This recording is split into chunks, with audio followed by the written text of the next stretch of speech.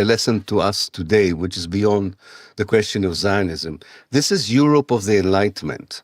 This is Europe that develops already a very clear value system of humanity, of how humans should interact with each other, how authority and state should interact with citizens, but they never apply it to the new colonies, to the new possessions outside of Europe.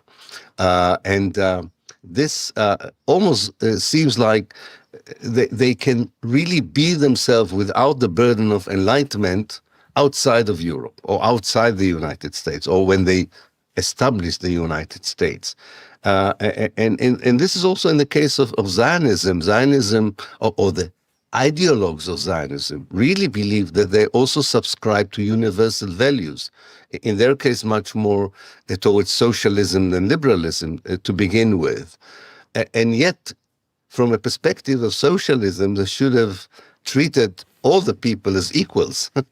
But as you said, they didn't think about the Palestinians as people, as normal people, and therefore universal values were not applying to them.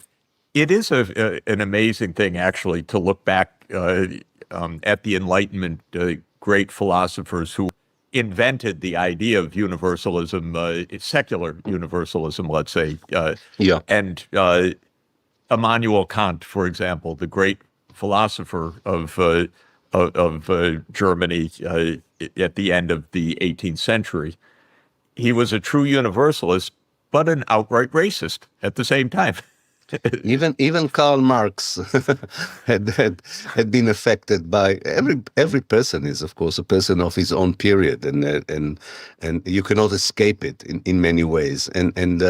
But I think it's important to realize it, because even today, and you and I talked about it in a different occasion, there is in the global South still today suspicion that when the global North is talking about universalism, it doesn't really include the whole world, but rather Europe, Western secular universalism, which they don't feel always treats them in a just way.